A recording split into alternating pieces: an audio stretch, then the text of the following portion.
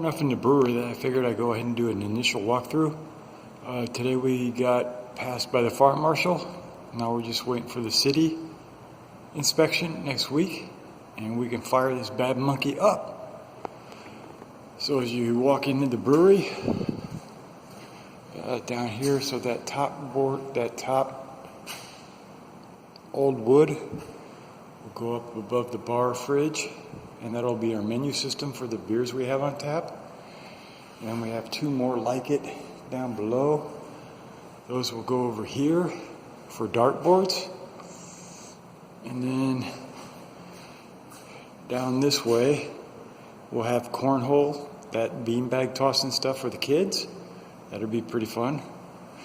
And then all this, it's covered in plastic, but it's basically have your glass, have your food, and we'll have stools. Haven't ordered those yet, and stools all around the brewery, the bar.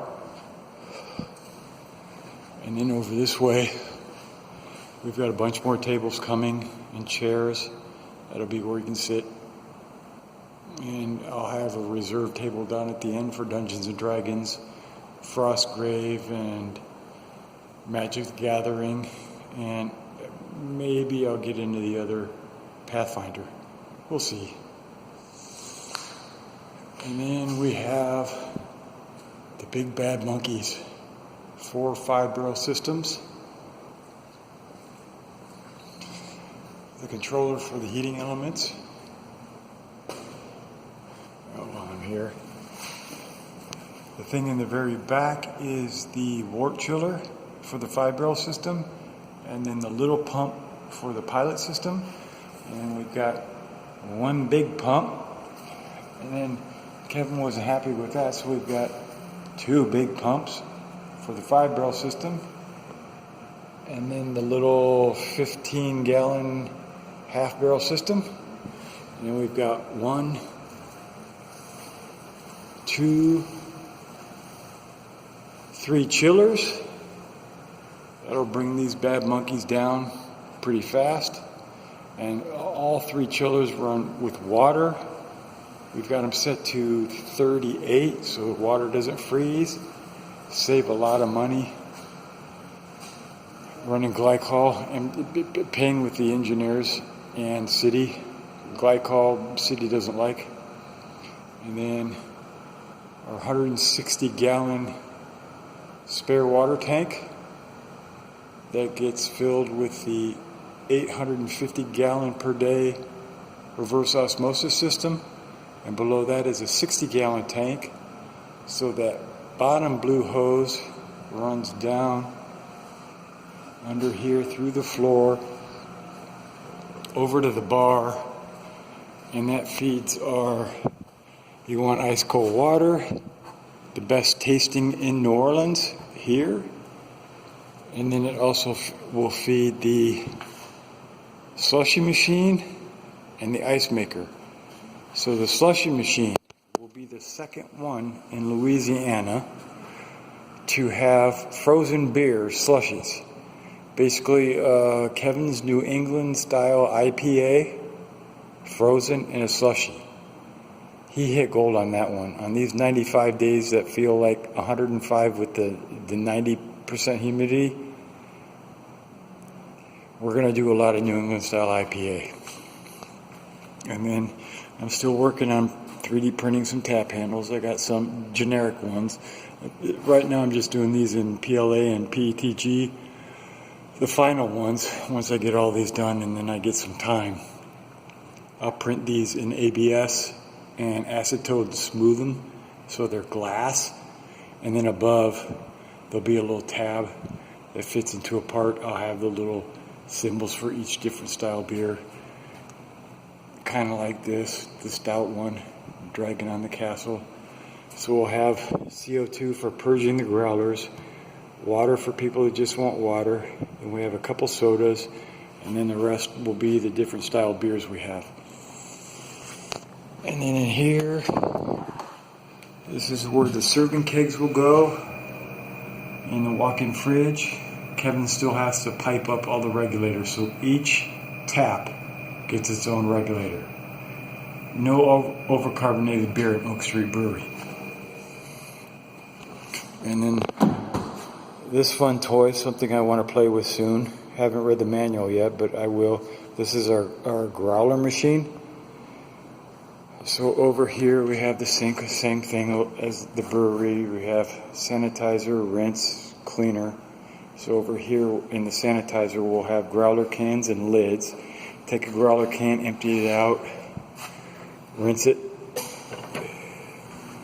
And then we have an attachment for each tap. Plug that in, fill the growler, put it over here. I think this is how it works. Put the can on, grab a lid, put the lid on the can, raise it up. Rah, rah, rah, rah, rah, rah, rah. Aluminum growler. We got a bunch of different sizes. Kevin knows all that. I just want to play with the cool power tool. And over in the brewery, we have a big colander for the 5-barrel fermenters, and that's the hop basket for it. So this is my hand, big hand. Yeah, we're going to use a lot of hops. And that's the colander for the 15-gallon half-barrel pilot system. Come on in the brewery. Got our wash station, so clean, sanitizer, rinse, cleaner. Fill that with warm water up to that line, and then hit each one of those buttons, dumps the chemical in, wait 5 minutes, perfectly mixed. Pretty cool. And this is my pride and joy. This is the 850 gallon per day reverse osmosis system. 60 gallon tank. The 60 gallon we just have for the stuff back here. And then that gets feds out here. One-way valve, fills the tank. And then I'm working on a Arduino project. We have a second tap that comes out to this 160 gallon storage tank. Gets fed up through the top here. I'll put a valve, and then I've got a little liquid sensor that will go in here and a T. When the water comes up here, closes that valve, the system pressure builds up, and the water plant turns off. Done. First cooling unit will cool the pilot, and it brings our water down to, I've got it set to 58 right now. We're going to use, so the first batch will feed a behemoth here, and then it will fill, while we're dealing with mashing, this guy will refill in 4 hours and chill down, and then we're going to use this. So it's a jacketed tank. So this guy here, cold water at 40 degrees, runs through the jacket, comes back out the hose, back into the tank using water, not glycol. So eco-friendly. There's the pilot. One of Kevin's big pumps, he had to have 2 of them, I don't know why. And this big giant. So we've got 4 5-barrels.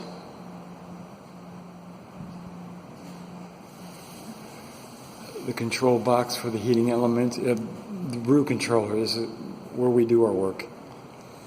Another big pump. Then the little pump we'll use for the pilot is down there. Little bitty guy. And then the big wort chiller. When we chill the 5-barrel systems, we'll do a whirlpool and then send it through that, and then that gets fed through from that 55, 58 degree water to chill the wort down. And that water will go into the next pot for the next brew. And controllers, electronic temperature controllers on each side, so this pot gets controlled by this guy, and this guy controls this pot. And fun factor, Bruja is using the DS18B20s, the same temperature sensors I'm using for the homebrew system on Roger's system and my home system. So that's pretty cool. And that's the brewery. Oh, we got the crane. So we need that bad monkey to lift these heavy lids, and the colander that can have up to 450 pounds of grain. That's a lot of grain.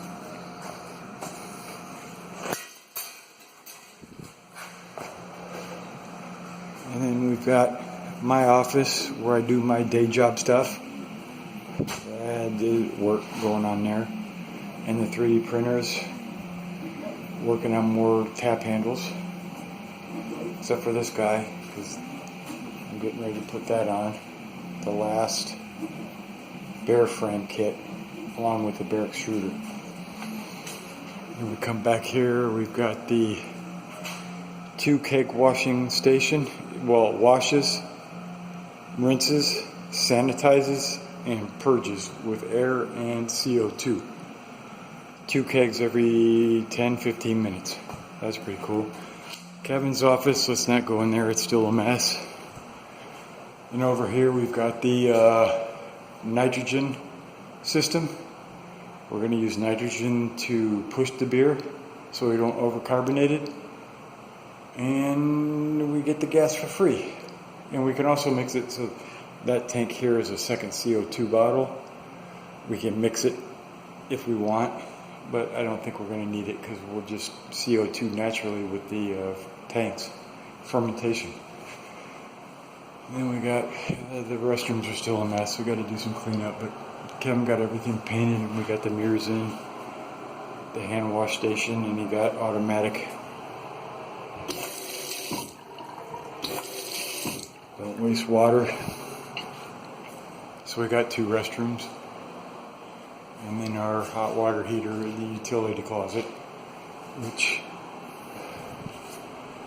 he hasn't put a sign on yet. That'll come. In the back door, there's a big CO2 tank sitting over here, out back. Our circuit breaker boxes, nothing interesting there. And I don't know what he's got planned for this section. So that's what we have so far. I'm really looking forward to coming into work, do my day job, see Kevin behind the bar with a smile on his face, and all the people sitting around the stools drinking our brew with a smile on their face.